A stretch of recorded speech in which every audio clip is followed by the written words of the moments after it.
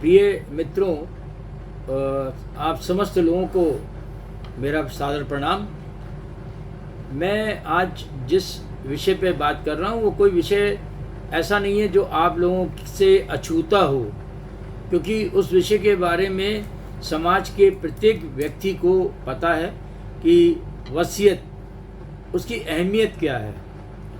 ऐसा नहीं है कि किसी को पता नहीं है, मगर उसमें बेसिकली क्या होता है, अगर हम देखें वसीयत में, हम कभी कभी जब बुज़ुर्गों लोगों से अपने एक निवेदन करते हैं कि वसीयत बना दीजिए, तो उनके दिमाग में एक ही चीज़ आती है, जो कि ये आता है कि क्या हम मरे जा रहे हैं। बात इसकी नहीं है, जीने और मरने की नहीं है। वसीयत की अहमियत ये है कि हम जो आने वाले भविष्य में अगर कोई कानूनी जो पेचीदियाँ होती हैं, क्या उनसे हम बच सकते हैं? बिल्कुल बच सकते हैं। अब आती है वसीयत में कि वसीयत जो कर रहा है उसका अमल कब होगा। हम अपने लोगों को बता सकते हैं, समझा सकते हैं कि भाई वसीयत जो है आपके उस समय लागू होगी जिस वक्त वो व्यक्ति इस धरती पर नहीं होगा और धरती से वो पलायन कर चुका होगा।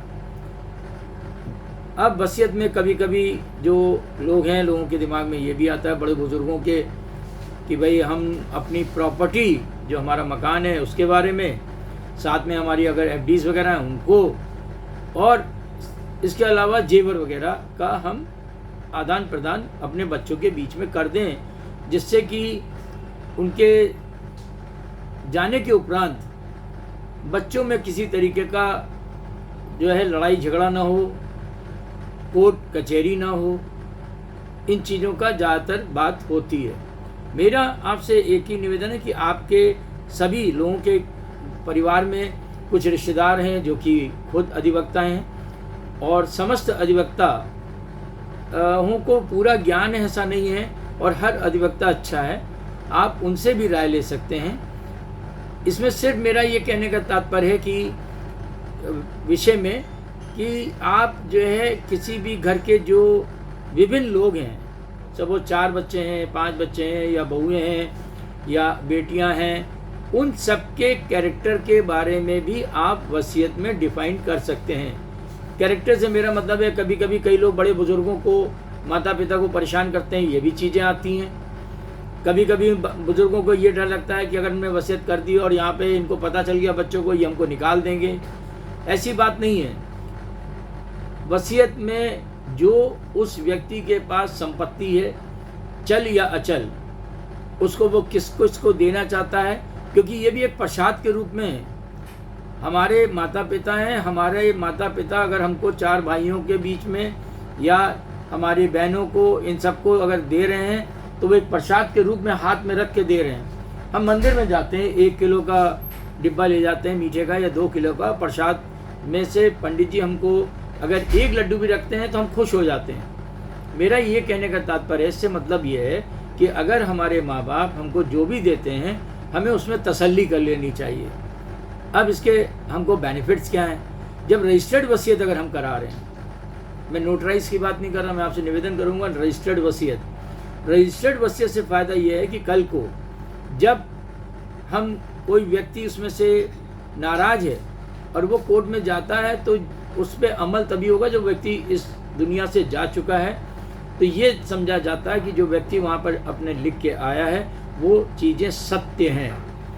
उसमें उसने अपने जीवन के जो भी अनुभव अपने बच्चों के संग, अपनी बहुओं के संग, और भी जो व्यक्त करना चाहे उनको व्यक्त करके वो उसका लिखा पढ़ी में दे सकता है, और उसी पे उसी हिसाब से अमल भी होगा।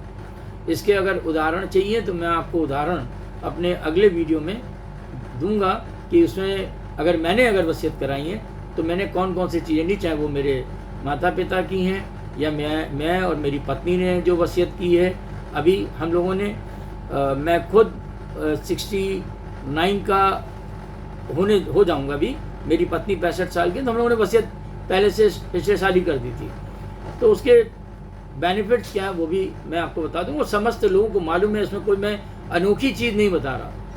मेरा निवेदन है समस्त बुजुर्गों से, माता पिताओं से, मेरे भाइयों से कि प्लीज़ अपने बच्चों के लिए, अपनी जो आने वाली जनरेशन है उनके लिए सहूलियतें हम दे के जाएँ, जिससे कि वो आने वाले जीवन में हमारे जाने के उपरांत अच्छा जीवन बिना लड़ाई झगड़े के जी सकें और कोर्ट कचहरी के जो अदालतों के जो लंबे केसेस चलते हैं उनसे वो बच सकें। आपका सबका दिल से धन्यवाद।